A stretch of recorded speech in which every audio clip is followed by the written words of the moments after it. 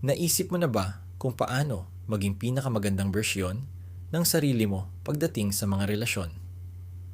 Maraming nagtatanong yan kasi, sa totoo lang, lahat naman tayo naghahangad ng pagmamahal, respeto, at yung tunay na pagpapahalaga mula sa mga tao sa paligid natin. Pero paano nga ba natin ito makakamit?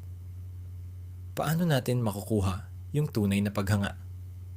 Hindi lang dahil sa panlabas na anyo or achievements, kundi para sa kung sino talaga tayo sa kaibuturan natin.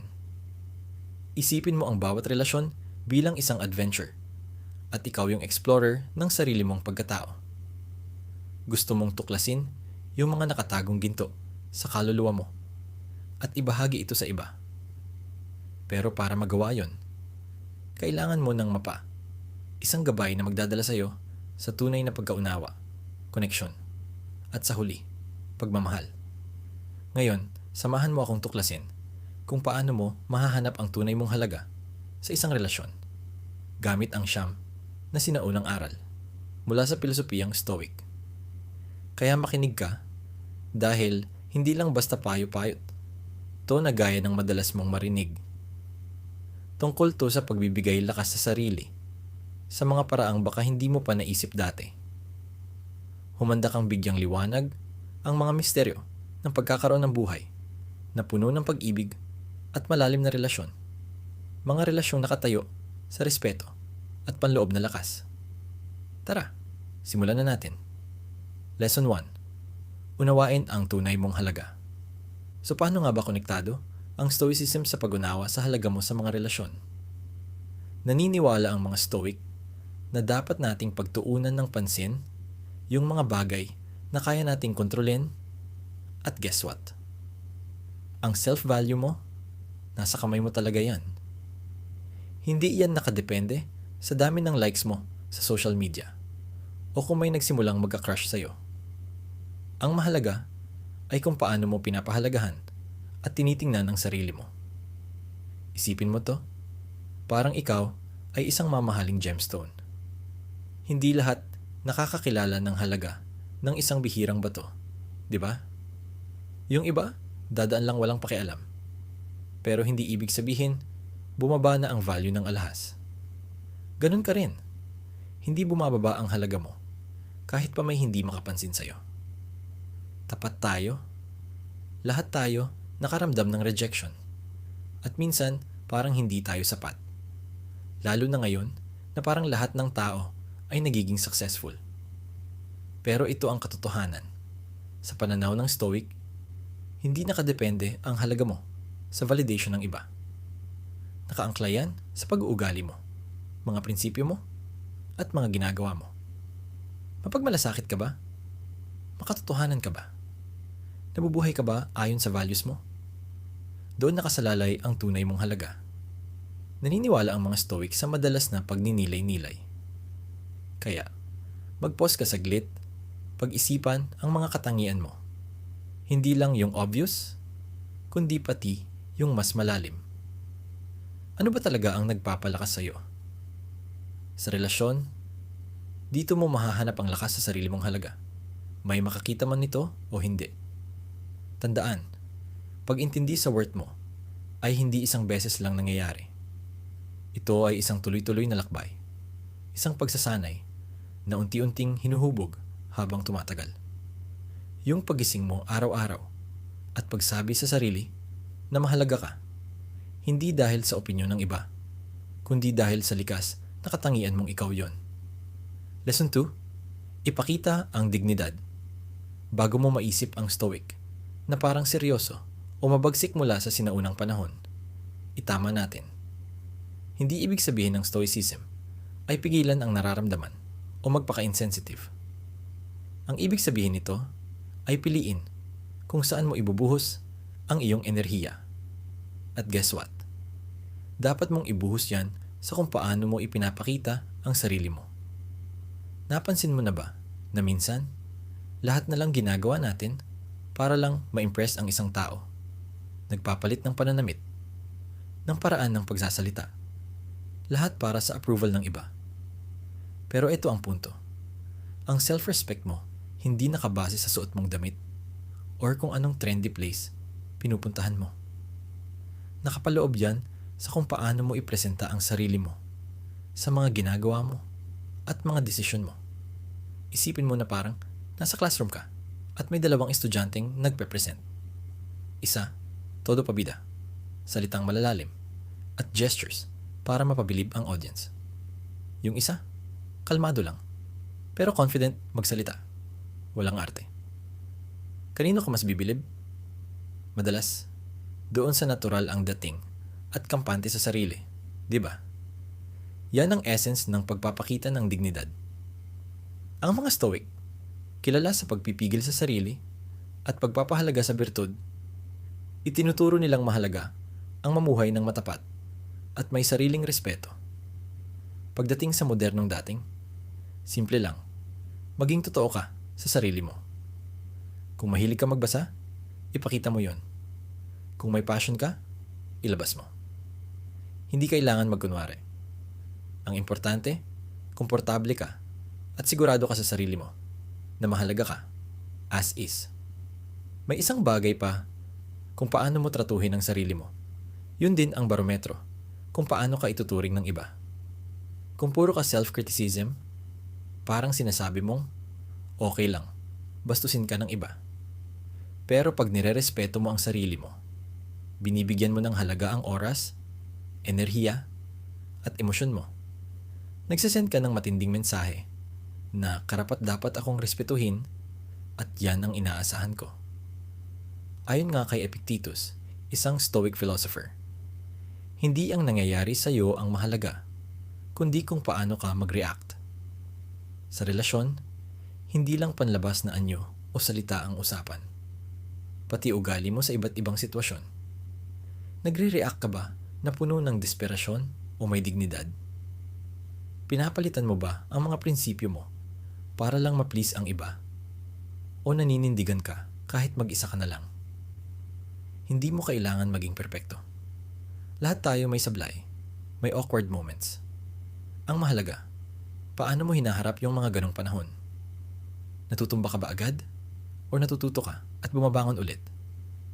Magmuni-muni tayo. Paano ba natin mas masusimulan ang pagpapakita ng dignidad sa sarili?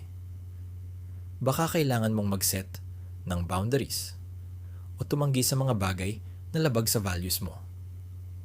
O baka kailangan mong maging mas compassionate at respetuhin lagi ang sarili mo. Kapag nakita mong worth it kang respetuhin, susunod din ang iba. Lesson 3. Ang sining ng nonverbal communication. Mukhang old school o mahigpit pakinggan, pero pakinggan mo muna to. Hindi ito tungkol sa pagiging mahirap lapitan, kundi sa pagpapahalaga sa sarili at pagre-recognize ng sarili mong worth. Ano bang sabi ng Stoicism tungkol dito? Tinuruan tayo nito ng pagkontrol sa sarili at pagiging matatag, hindi sa paraan na mahigpit o boring, kundi sa paraan ng pag-alam kung ano talaga ang mahalaga at hindi madaling ibigay iyon sa kahit sino. Sa mundo ngayon na lahat minamadali at laging nakascroll, nakakapanibago ang Stoicism. Sa mga relasyon, parang laging may pagmamadaling ibigay lahat. Oras, espasyo, pati damdamin. Pero ayon sa Stoic, minsan okay ding maghinay-hinay. Bakit? Kasi kapag laging available, nawawala ang specialness. Ganun talaga ang tao. Kung palagi kang handang mapagbigyan, tanggap lang ng tanggap. Asan na ang excitement? Ang misteryo? Ang anticipation? Ang pagset ng boundaries sa Stoic way ay nagsisimula sa panlabas na anyo. Ang pag-aayos ng maayos, pero hindi sobrang revealing. Hindi lang tungkol sa hitsura. Nagpapahiwatig ka na nirerespeto mo ang sarili mo. Hindi mo tinatago ang sarili mo, pero hindi mo rin inilalantad agad lahat. Nasa balance lang na parang sinasabi mong, may mas malalim pa sa akin kaysa nakikita nyo. Isa pang mahalagang aspeto ay ang pag-manage ng oras at atensyon. Sa sobrang connected ng lahat, ang piliin kung kanino mo ibibigay ang oras mo ay isang seryosong desisyon. Hindi ito laro. Ginagawad mo lang sa karapat-dapat kasi mahalaga ka. Pagkasama mo ang isang tao, ibigay mo ang atensyon mo ng buo. Pero pag wala, okay lang ring hindi palaging available. Maglaan ng oras para sa sarili, interest, at personal growth. Bukod pa rito, mahalaga ang emotional self-mastery. Hindi ito nangangahulugang maging malamig or disconnected. Ang ibig sabihin, balansyadong perspective. Huwag basta-basta magpadala sa maliliit na bagay.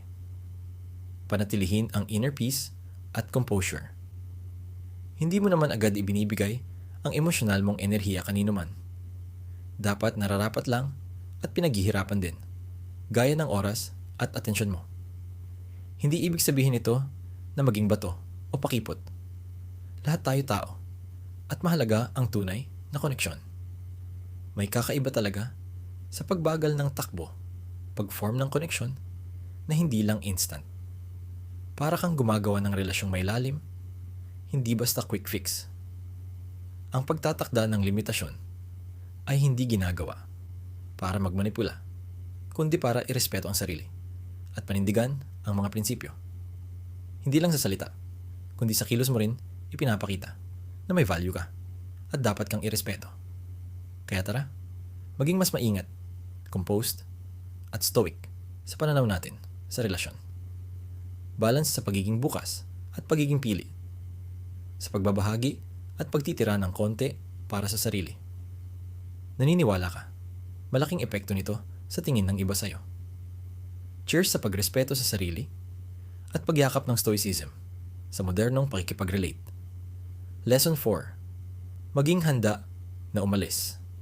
Sa stoicism, may napakalakas na aral tungkol sa letting go. Hindi ito pagiging cold o walang pakialam, kundi pag-unawa kung ano ang kaya mong baguhin at hindi. Isa sa pinakamakapangyarihang hakbang na pwede mong gawin ay piliin kung mananatili o lalayo ka sa isang sitwasyon na hindi na nakakabuti sa'yo. Lalo na ito importante sa mga relasyon. Lahat naman tayo naranasan na to. Yung andun ka na sa posisyon na alam mong deserve mong mas mabuti, pero pinipili pa rin nating manatili. Maaaring dahil sa takot sa pagiging mag-isa, takot sa pagbabago, o simpleng pagkapit sa pag-asa na may magbabago pa. Pero dito pumapasok ang stoicism. Ang tunay na lakas ay nagmumula sa pag-unawa na kaya nating manatili o umalis sa mga sitwasyon na laban sa ating mga prinsipyo at pwede tayong pumili ng ibang landas. Hindi ibig sabihin nito na agad kang susuko kapag naging mahirap ang mga bagay. Ang mga relasyon ay kailangan ng effort, pag-unawa, at panahon. Pero mahalagang makilala mo ng lubos ang iyong halaga at prinsipyo para kapag may bagay na talagang salungat dito, handa kang mag-move on. Ang totoo, tungkol ito sa pagkakaroon ng inner resilience. Yung stoic courage na kayang magsabi, mas mahalaga ang respeto ko sa sarili ko kaysa manatili sa hindi ko deserve. Suriin pa natin ito ng mas malalim. Ang pagiging handang umalis sa isang sitwasyon ay tanda ng respeto mo sa sarili mo. Ibig sabihin nito, tapat ka sa pinaniniwalaan mo at alam mo ang tunay mong halaga. Hindi kailangang palaging drama ang pag-alis. Madalas ito ay tahimik lang, isang mapayapang realization na hindi ito ang para sa'yo. Oo, nakakatakot yan minsan. Naiintindihan ko yan. Nakakatakot ang hindi tiyak na hinaharap. Pero isipin mo, ang mga stoic natin, na kaibigan noon, tinuruan nila tayong harapin ang mga hamon ng buo ang loob at tanggapin ang kawalang kasiguraduhan ng buhay. Ang lakas ay nasa pagkaunawa na minsan, ang pinakamatapang na aksyon ay ang bitawan ang hindi umaayon sa landas mo. Kaya nitong baguhin ang lahat. Kapag nasa isang relasyon ka, dahil nire-reflect nito ang values mo. Hindi dahil natatakot kang umalis. Ibang level na yan. Binabago nito ang buong dinamika. Hindi ka na nananatili dahil desperado ka. o natatakot, kundi dahil malaya mong pinili. At ito ang mahalaga. Kapag matapang mong nilalabanan o nilalayuan ang hindi nakabubuti sa'yo, binibigyan mo ng puwang ang mga bagay na tunay na may halaga. Parang naglilinis ka ng nakaraan para bigyang daan ang mas maganda pang hinaharap. Magtiwala lang tayo na may mas mabuting nakalaan at bigyan natin ang ating sarili ng pagkakataong makita ito. Tandaan din natin, ang pagiging handa umalis ay hindi pagiging malamig o walang pakialam. Ito'y tungkol sa pagmamalasakit sa sarili. Yung taas noong masasabi mong, I deserve something better. Kailangan nating isabuhay ang stoicism, lalo na kapag mahirap ang mga bagay. Ang halaga natin ay hindi nakabase sa kanino man o sa anumang bagay. Lesson 5. Tahimik magtakda ng hangganan. Binigyang diin ng stoicism ang kahalagahan ng gawa kaysa salita lang. Gusto ng mga Stoics na ipakita kaysa basta sabihin ang pinaniniwalaan nila, lalo na pagdating sa pagtatakda ng hangganan sa relasyon. Madali lang naman magsabi ng, hindi ko tatanggapin ang hindi magandang trato. Pero ang tunay na pagsubok ay kapag naharap ka sa ganong sitwasyon, mapapanindigan mo ba talaga ang boundaries mo o magpapakompromiso ka? Diyan lumalabas ang totoong lakas. Hindi sa salita, kundi sa aksyon. Alam kong hindi madaling gawin ito, lalo na kapag nandiyan na ang emosyon. Pero isipin natin ang aral ng Stoics. May kapangyarihan tayong pumili kung paano tayo magre-react sa sitwasyon.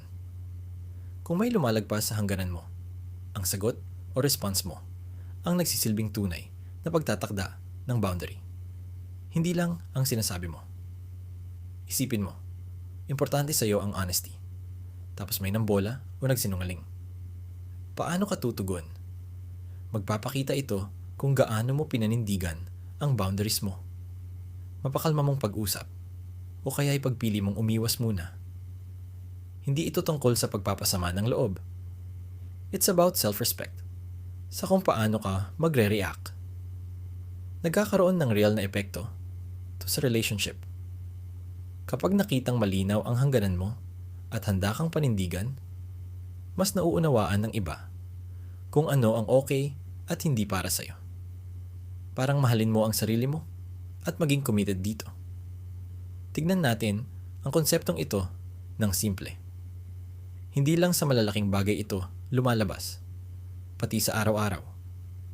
Kapag biglang nagbago ang plano o hindi ka binibigyan ng sapat na halaga, anong ginagawa mo?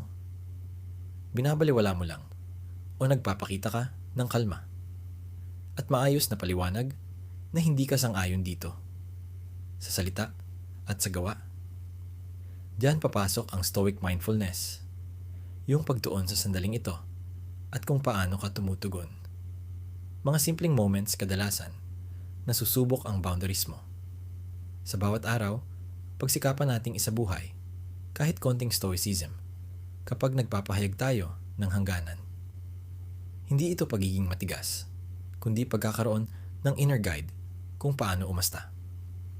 At pag na-adapt mo to, mapapansin talaga ng tao.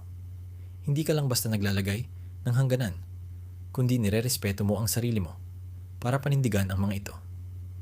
Lesson 6. Ang gawa ay mas mabigat kaysa salita. Ang Stoicism ay tungkol sa practical wisdom. Kilalanin ang tao base sa ginagawa niya, hindi lang sa sinasabi niya. Sa panahon natin ngayon, maraming taong magaling magsalita, pero hindi naman sinusunod ang mga sinasabi nila. Sa relationships, totoo rin ito. Sabi ng mga Stoics, huwag magpadala sa ganda ng salita. Tumingin sa gawa. Isipin mo to. Madali lang magbitaw ng tamang salita. Mangako. At magkwento ng magandang hinaharap. Pero ginagawa ba talaga nila ang mga sinasabi nila? Sumusuporta ba ang aksyon nila sa salita nila? Doon mo makikita ang totoo. Aminin natin, naranasan na natin yan. May nakilala tayo. Lahat ng salita ay napakaganda at nakakaingganyo. Pero habang tumatagal, Hindi tugma ang ginagawa nila sa mga sinabi nila. Nangako tumawag, pero hindi tumatawag. Nagplano, pero laging nakakansel. Pero kumakapit pa rin tayo sa salita nila. Diyan dapat gumana ang ating inner stoic. Paalala ng stoicism. Huwag padala sa salita o emosyon. Maging logical ka. Tingnan ang katotohanan. Kapag hindi tugma ang gawa sa salita, warning sign na, yun. Parang sinasabi ng universe, uy, pansinin mo, may mali dito. Nagbabago ang style mo sa relasyon. Imbes na magpadala lang sa matatamis na salita at pangako, napapansin mo na ang maliliit na detalye. Kumusta sila sa pressure? Tinutupad ba nila ang mga pangako? Andyan ba sila hindi lang sa salita, kundi pati sa bagay na may saysay? At eto pa, kapag sa gawa ka nakatingin at hindi lang sa salita, taas ang standard mo. Pinaparamdam mo na, hindi lang ako nakikinig, pinapanood ko rin ang ginagawa mo. Importante yan, kasi doon nila marirealize na hindi sapat ang bola. Kailangan may pinapakita silang totoong halaga. Pero tandaan, hindi ito pagiging nega o pagiging dudero/dudera sa lahat. Kundi pagiging wise at masinop sa damdamin mo, gamit ang stoic insight. Huwag hayaang lamunin ng emosyon. Maging totoo sa realidad. Kaya, alalahanin natin. Intindihin ang gawa, hindi lang salita. Harapin ang pag-ibig ng may stoic mindset. Logical, mapagmasid, at mahinahon. Kasi sa totoo lang, mas mabigat talaga ang gawa kaysa salita. Lesson 7. Magkaroon ng mapagkalingang pagdududa. Malapit ang stoicism sa realidad. Gusto ng stoics na unawain ang mga bagay nang ayon sa kung ano talaga sila. Hindi kung ano ang gusto nating mangyari. Lalo na sa usapan ng love at dating, sobrang useful nito. Naranasan na nating lahat. Yan, may isang tao, ang ganda ng mga salita nila. Kaya gusto nating maniwala, kahit may warning signs na. Dito papasok ang stoic mindset. Ang tamang pagdududa ay parang superpower. Hindi ito pagiging nega o walang tiwala, kundi pagiging realistic lang at hindi basta tumatanggap ng kahit ano. Maging mapanuri, mag-obserba, magtanong minsan, at huwag padalos-dalos sa anumang bagay. Halimbawa, may bagong kakilala. Mataas na agad ang mga pangako at kwento. Pero sandali pa lang talaga kayo. Ang tamang stoic skepticism ay mag-a-advise na relax lang. Hintayin mo muna kung akma ba ang gawa sa salita. Tignan kung paano umuusad. Parang gentle reality check. Huwag agad magpadala sa kilig. Manatiling grounded at mindful. Itong skepticism na, ito ay hindi para kulitin ang kapwa o questionin lahat ng kilos nila. Pinag-iisipan lang. Makinig hindi lang sa sinasabi, kundi obserbahan ang kilos. Bigyan ng panahon para makilala ng totoo at makita kung consistent at genuine talaga sila. Emphasize ng Stoics. Gamitin ang logic at reason. Huwag padala lang sa emosyon. Sa relationships, sobrang importante nun. Kasi kapag damdamin lang ang nasusunod, madaling hindi makita ang mga mahalagang detalye. Pero kapag hinaluan ng konting skepticism at logical thinking, mas malinaw ang pananaw mo. At isa pa, ang skepticism ay protection din sa puso natin. Tatanggapin mo lang ang relasyon kung sigurado ka, hindi ka nagmamadaling pumasok sa isang bagay dahil lang sa gusto mo ng happy ending. Binibigyan mo ang sarili mo ng chance na makita kung sino ba talaga sila. Hindi lang dahil pinoproject mo yung gusto mong makita. Kaya, ugaliing magdala ng konting stoic skepticism. Maging matalino, mapanuri, at huwag padala agad sa emosyon. Alagaan yung emotional well-being mo. Hindi ito pagiging sarado, kundi tamang paglapit sa mga bagong pagkakataon. May wisdom at pag-iingat. Lesson 8. Matutong tumanggi ng may kumpiyansa. Sa Stoicism, mahalaga na manatili ka sa values mo. at magkaroon ng tapang na maging totoo sa sarili mo. Lalo na itong mahalaga pagdating sa pagsasabi ng hindi sa isang relasyon. Ibig sabihin ay nauunawaan mo ang sarili mong paniniwala at hindi ka natatakot na panindigan ang mga inaasahan mo. Kahit na magdulot ito ng kaunting kaguluhan. Isipin mo na lang na nasa isang relasyon ka. Tapos nag-propose yung partner mo ng isang bagay na hindi mo talaga gusto.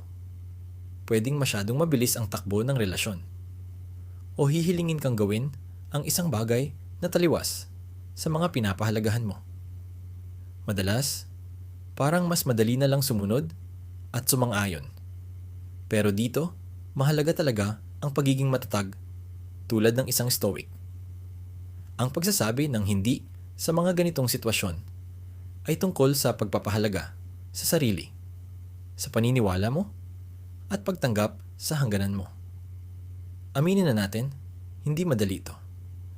Sobrang hirap, lalo na kung mahal mo yung tao. May mumunting boses na pumipigil sa'yo. Paano kung iwan niya ako kapag tumanggi ako? Pero ganito yon. Kailangan natin magtapang. Hindi lang sa panlabas ang stoicism, kundi sa pakikipaglaban din sa mga sariling pagsubok. Ang pagsasabi ng hindi ay isang anyo ng paggalang sa sarili. Pagpapakita na pinapahalagahan mo ang sarili mo at hindi ka basta papayag sa mga bagay na hindi mo deserve. Oo, may kasamang panganib to. Pwedeng magbunga ng hiwalayan. Pero ito ang mahalagang punto kung talaga namang itataboy ka ng isang tao dahil lang ayaw mong gumawa ng bagay na laban sa paniniwala mo. Malamang hindi siya ang para sa'yo mula pa lang sa simula. Ang ganitong approach ay kayang baguhin ang takbo ng relasyon. Kapag nakita nilang hindi ka natatakot magsabi ng hindi at hindi mo isusuko ang prinsipyo mo para lang mapasaya sila, nagbabago ang tingin nila sa'yo. Ipinapakita nito na may respeto ka sa sarili, na pinahahalagahan mo ang pagkatao mo. At sa totoo lang, sobrang nakakabighani yon. Meron pang isang stoic na pananaw. Ang pagsasabi ng hindi ay hindi lang tungkol sa pagtatakda ng boundaries sa iba. Ito rin ay ang pagiging totoo sa sarili mo. Ito ay ang pagkilala sa totoong gusto at pangangailangan mo sa isang relasyon at pagtitiwala na manatili ka sa mga iyon. Hindi pagpayag na ang takot sa pag-iisa ang magtulak sa iyo na gumawa ng mga desisyong labag sa pagkatao mo. Saglit tayong mag-reflect dito. Tandaan natin, ang pagsasabi ng hindi lang okay. Kailangan ito. Ito ang susi sa paglalagi sa tunay na sarili. Pamumuhay ng may integridad, gaya ng laging sinasabi ng mga Stoics. Ito ang paraan ng pagbuo ng mga relasyon na nakabase sa respeto at totoong koneksyon, hindi sa takot o sa palagiang pagsang-ayon. Aral numero 9. Huwag manghabol, lagi mong pahalagahan ang sarili. Ang lesson na to ay konektado sa lahat ng pinag-usapan natin, lalo na kung titingnan natin ito sa lente ng Stoicism. Itinuturo sa atin ng Stoicism na mag-focus sa mga bagay na kaya nating kontrolin at bitawan ang mga hindi natin kayang baguhin. Malaki ang epekto nito pagdating sa relasyon. Ibig sabihin, ang habulin ang taong palayo na sayo ay hindi lang walang saysay, kundi salungat pa sa sariling pagpapahalaga at pagkilala sa halaga natin. Isipin mo ito, may ka-date ka, okay naman lahat, pero bigla siyang nagiging malamig. Normal lang na gustuhin natin, na habulin, lapitan, ayusin ang gap. Pero dito tayo ginagabayan ng Stoicism. Tatanungin ka ng isang Stoic, bakit mo hinahabol ang isang bagay na hindi mo kontrolado? Nasa self-worth, dignidad, at inner peace mo ang sagot. Ang paghahabol sa umaalis ay parang sumasalo ka ng tubig gamit ang kamay. Walang mapapala, at ang ending, malulungkot ka pa. Ang Stoic na approach, tumayo ka sa sarili mong halaga. Kung may umaalis, hayaan mo siya. Hindi ito pagiging mataray o walang pakialam. Ito ay pagkilala na hindi mo kontrolado ang nararamdaman o kilos ng iba. Pero hawak mo kung paano ka tatayo at tutugon. Totoo, hindi rin ito madali. Ang pagtanggi na habulin ang isang tao ay nangangailangan ng lakas ng loob. Pero kailangan nating magtiwala. Kung mahalaga ka talaga sa isang tao, sila mismo ang magpapakita nun. Huwag mong hayaang idikta ng ibang tao ang halaga mo. Tanggapin mo. Deserve ko ng respeto. At kung hindi mo yung kayang ibigay, may ibang makakakita noon. Ang mindset na to ay nagbabago ng lahat. Ibinabalik sa'yo yung kapangyarihan. Hindi ka na basta sunod-sunod sa gusto ng iba. Hawak mo na kung ano ang nararamdaman mo at ginagawa. Nakakagana at nakakapalaya, to be honest. At eto pa, kapag natutunan mong hindi maghabol at magsimulang mag-invest sa sarili mo, sa buhay mo, sa growth mo, doon dumarating ang magagandang bagay. Natural mong mahahalina ang tamang mga tao, yung mga naakit sa tapang, kumpiyansa, at self-worth mo. Parang ipinapaabot mo sa buong mundo. Pinapahalagahan ko ang sarili ko at aware ako rito. Kaya, internalize natin tong lesson na to. Ipagdiwang natin ang hindi kailangang humabol sa kahit sino. I-apply natin ang stoic mindset sa relasyon. Kalma, may self-respect, at focus sa kaya nating kontrolin. Ang tunay na kapayapaan ay matatagpuan natin sa sarili, hindi sa pagpapapansin o pagpapatunay sa iba. Habang patapos na ang usapan natin ngayon, may gusto akong ipabaon sa iyo. Sa malawak na canvas ng buhay mo, ang self-worth mo ang pinakamaliwanag na sinulid na kumakabit sa lahat ng bagay. Tulad ng sinasabi ng mga Stoic, ikaw ang bahalang magdesisyon kung paano ka tutugon sa nangyayari sa paligid mo. Huwag mong kalimutan, hawak mo ang sarili mong dangal at tiwala sa sarili. Yakapin mo ang lakas mo. Ipakita ito sa mga desisyon, kilos, at hangganan mo. Ipakita mo kung gaano ka kaganda at kahanga-hanga bilang tao. At kung sakaling magduda ka, balikan mo ang sandaling ito at ang stoic wisdom na napag-usapan natin.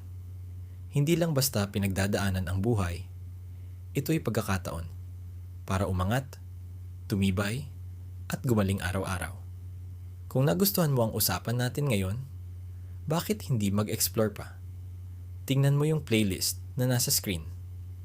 Ang daming tips, kwento, at aral na makakatulong sa'yo para mas maging wise at kumpiyansa sa paglalakbay mo sa buhay. Sige na, i-click mo na. At sabay-sabay tayong magpatuloy sa biyahe natin.